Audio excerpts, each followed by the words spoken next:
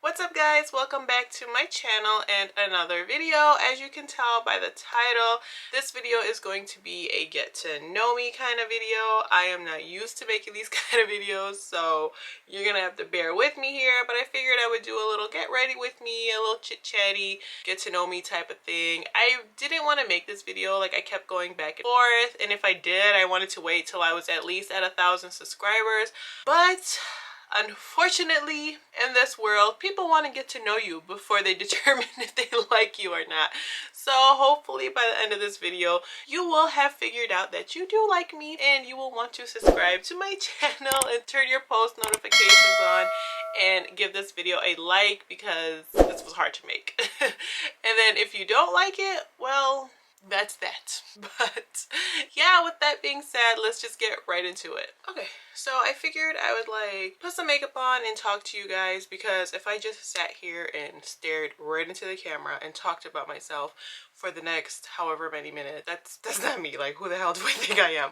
So I'm gonna do my makeup and try to talk to you guys. Hopefully this doesn't take me too long. I'm not really used to like doing my makeup and talking at the same time. Like, I need to be silent when I'm doing my makeup, otherwise it's gonna A, take 5 hours, and B, I'm gonna for sure mess up. So I'm gonna see how it goes. So I'm not gonna talk too much about what makeup I'm using, but getting right into it, my name is Lorrien Chambliss. I used to be Lorrien Kanunu. I am married. I've been with my husband for 7 years this month actually, and we've been married for 4 years now. We got married in August of 2017. We have 2 of the cutest little girls ever. If you've watched any of my other videos, you would already know that. So I have Layla, who is my firstborn, and she will be 2 in December, on December 3rd. Funny story about Layla is I actually had her on my 32nd birthday. So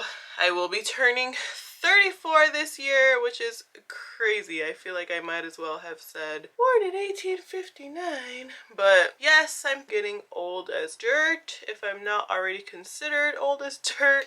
But anyways, then I have Amelia, who was born this year. I had her on July 26th. She's about 2.5 months now. And yes, I am done with kids. No more. I'm so tired of everyone asking me, oh, are you gonna try for a boy? No. Can like my C-section heal? Can my incisions heal? Like, no, I'm not having a boy. I'm not trying for a boy. We're 2 and we're done. We love our little girls. It's perfect. They fit in the car perfectly. So it's great. But moving on, I am Middle Eastern. My dad was Chaldean. My mom is Syrian. My dad passed in January of 2018. So when speaking of him, when referring to him, I still don't know how I'm supposed to do that. So I say was and it sounds weird. I say my dad is and it sounds weird.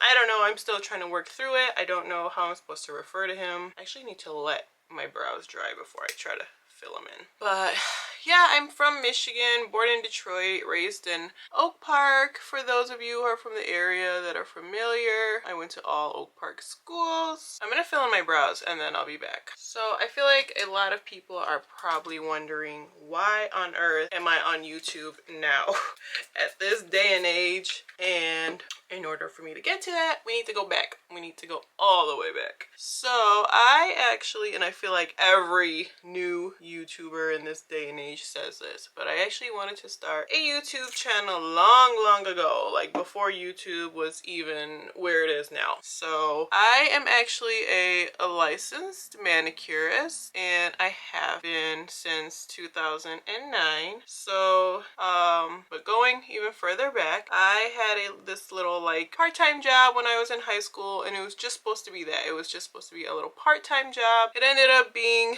my full-time gig after I graduated high school, which that was not the plan, but it was a family situation, so I had no choice. I was kind of like stuck pretty much. So around 19, 20 years old, I was fed up and I was like, I want to get out of this. I want to do what I want to do.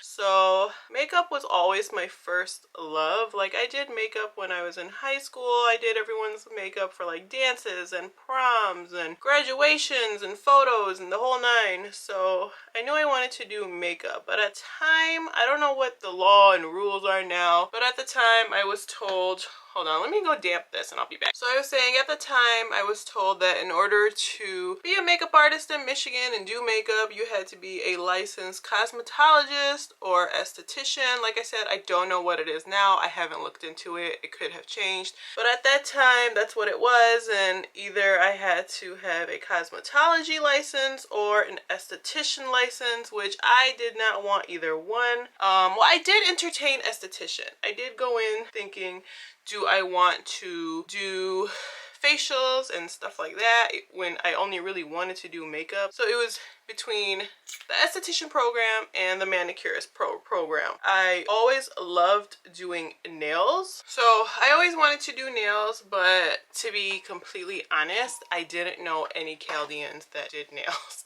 And I didn't even think, like, could I like, where would I even work? I have no idea. So I went into the Michigan College of Beauty with either wanting to do esthetician or just trying to figure it out. So I go in and I'm talking to, I don't know, administration. I don't even remember. This was so long ago. But a young lady walked by and she was like, oh, there goes one of our estheticians now. And I turn around and she had on this stark white uniform. And she was like, yeah, so our estheticians wear all white and our cosmetology students and manicurists get to wear all black. So this is how insecure I've been my entire life. I was like, I am not being caught dead wearing all white. I know Auntie Flo will betray me and I will be known as that girl who started her period in her white uniform. So I was not wearing all white. So manicurist it was, which, like I said, I was already interested. I just didn't think it was something I could do. So I signed up for the manicurist program. In Michigan at the time, like I said, again, this was so long ago, so I don't know what the rules are now. At the time, you needed 400 hours in Michigan to be a licensed manicurist in order to take state boards. So I applied for financial aid, which required 600 hours. So I did the 600 hours, which I'm so glad though, because the extra hours and extra practice definitely came in handy. Like, I feel like those extra 200 hours made me just that much better. Let me finish my eyes. So I enrolled in, like, I believe October of 2008, and I graduated in March of 2009, and I immediately signed up to take my state boards, and I passed on my first try, and I was a licensed manicurist. So then I started out by, like, it was kind of in my own little suite. Like, I rented a suite in a building and did that for a couple months, but I just wasn't growing as fast as I wanted to, and it was hard. When you're like fresh out trying to do everything on your own, it's hard. I don't recommend that fresh out. So at the time, this salon opened up and it was like new and fresh. It wasn't done before. Everyone wanted to be a part of it. So I ended up going there and working there, and I stayed there for a while, kind of moved around locations as they opened up new locations. But what happened was, when I was about 22, I injured my ulnar nerve in my right arm. So for those that are like, what the hell is that? That would be, this is not coming out as good as I wanted it to, but that's what happens when you are trying to talk and do makeup. But so your ulnar nerve is pretty much your funny bone. So if you've ever like hit your elbow really hard and that like tingly feeling that goes down your arm, that's what happened. So basically I couldn't bend my arm for weeks, probably no more than that, months. I couldn't really bend my arm to like brush my teeth, put my hair up, put my shirt on. Anytime I bent my arm, I literally wanted to bawl my eyes out. So I panicked and was like, what am I gonna do? Am I ever gonna be able to do nails again? how am I gonna work? How am I gonna survive? How am I gonna pay my bills, etc.? So, I mean, I eventually did heal. And when I healed, it was kind of like, okay, I need a backup plan. So I decided it was time to go back to school, go back to college. And I grew up with unfortunate circumstances. Like, I didn't think I can go to college. I mean, my parents couldn't afford it. And even if I had financial aid, like, how would I get there? How would I get back home? How would I survive? So I didn't go to college right out of high school. So I spent like the next year researching, trying to figure out what I wanted to do if I did go back. So by the time I was 24, I had it figured out. I was going back to college and I was going to be majoring in criminal justice. I had always had a passion for it. Like I said, I just never knew if, you know, could I do this? Is this something I can do? So criminal justice it was, and I enrolled at Henry Ford Community College. I don't know why I just drew a blank. Henry Ford Community College. I think it's just a college now. Like, I think they're giving out 4-year degrees, but at the time I went, it was just a community college. And I majored in criminal justice, and I stayed there long enough to earn enough credits to transfer to a 4-year university. So I knew I wanted a bachelor, so I didn't even bother like graduating from Henry Ford with an associate's. It was no point. I wasn't gonna pay for, like, you know, to graduate and the degree and all that when I was like, I'm getting a bachelor's anyways. So by this point, I had figured out exactly what I wanted to do, because when I decided I wanted to be a criminal justice major, I still didn't know exactly what I wanted to do with it. So by this point, I knew exactly what I wanted to do. I wanted to go to law school. I wanted to practice criminal law. I wanted to be either a criminal defense or prosecuting attorney. Like, at this point, I was gung-ho. I knew exactly what was going to happen. Transferred over to U of M, and there I took on criminal justice pre-law. So now I was pre-law, taking all the law, extra, you know, law classes, whatever, pre-law classes I should say. And I was so excited. I was like loving it. I loved being at U of M. Also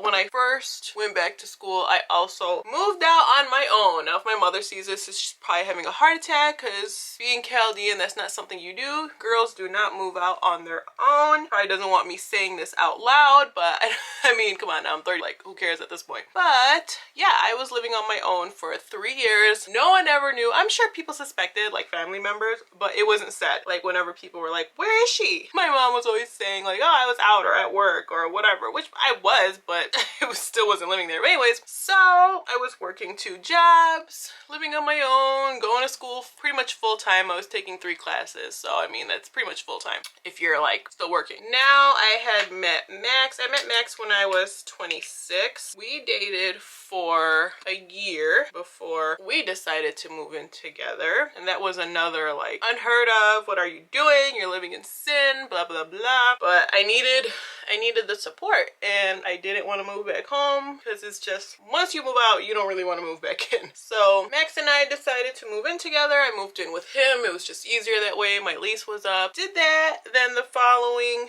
year we got engaged. That was 2016. Now going into 2017, like I said, I'm all like, I know what I want to do.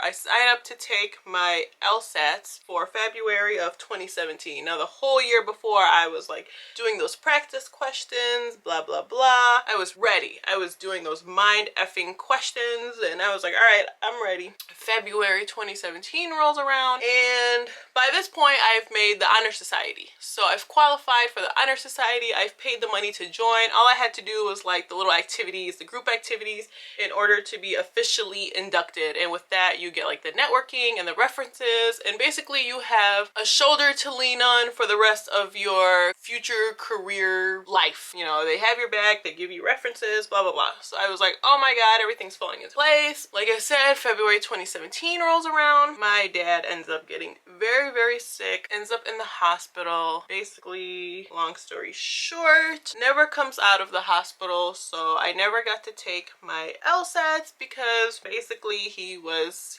dying, and the doctors were telling me that I need to be spending every waking moment with him and not worried about anything else. So they made me feel really, really bad. So I didn't take my LSATs. Fast forward, my father ends up being in the hospital for an entire year.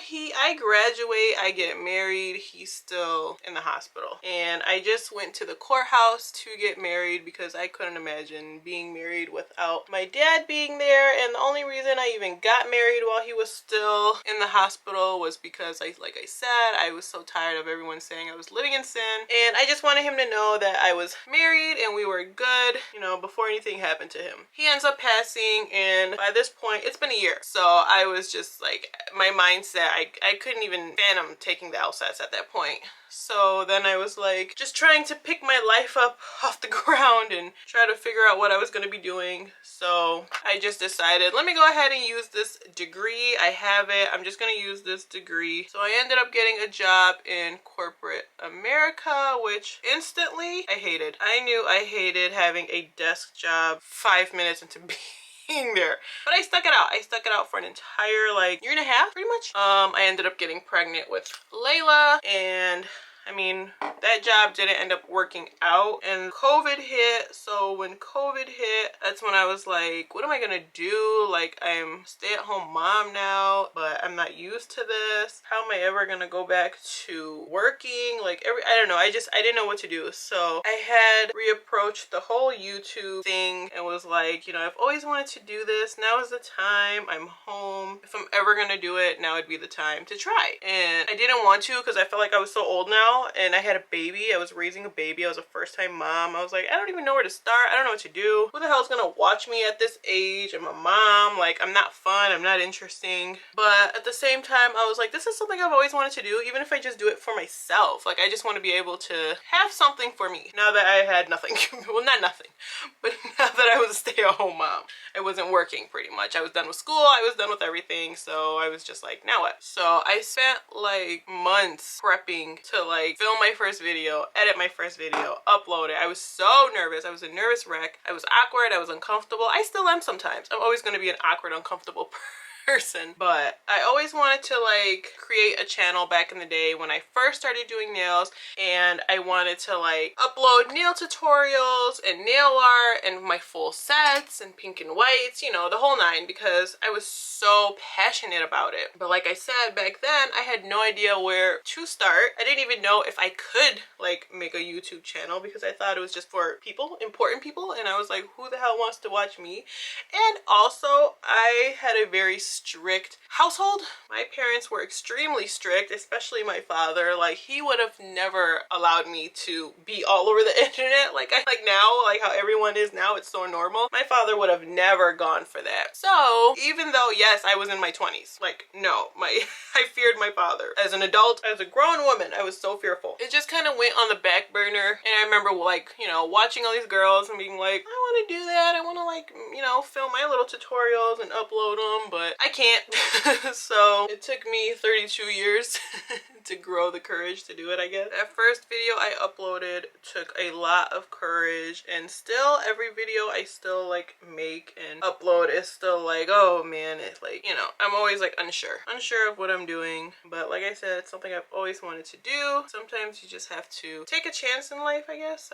This is sounding so cliche now. So I still want to like upload like nail tutorial videos. I just right now there's like no one really, like with COVID, other than doing my own nails, there's no one really to work on. So that's kind of my YouTube situation, my whole story in a nutshell. Also, don't judge how this makeup is looking because like I said, I'm not used to talking and doing this, but that's kind of like, that's pretty much my story. Like, I'm not really very interesting. I don't have much going on, not anymore at least. When I was in my 20s, I would have had way more stories and more to show you guys. But I don't know if I left out anything major. If I did, you could always ask me questions, and I don't know. That's kind of it. Mainly, I just wanted to really talk about why I chose to start a YouTube channel now, so late in life.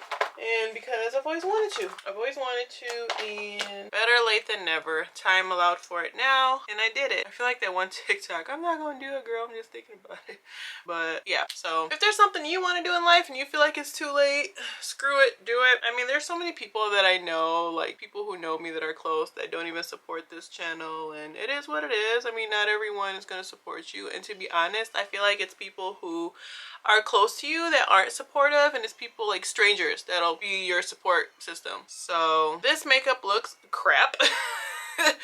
Like I said, I'm not used to talking and doing my makeup, so do not judge this look in this video today. And it's hot and I'm sweating and my hair is poofy, but I'll fix it more later. But if you guys made it this far, thank you so much for watching. This video was really hard and awkward for me to film because I don't like to talk about myself. I'm not someone who just enjoys like, let me tell you about my life. No, I'm usually a really private person. Like, don't let this YouTube stuff fool you or any of this internet stuff. But yes, thank you so much for watching. If you made it this far, comment down below and let me know you made it this far. I would love to thank you personally, and if you haven't done so already, I mean, you might as well now if you made it this far. Go ahead and subscribe down below. Turn your notifications on. Give this video a like, and as always, I will see you all on my next video. Bye, guys.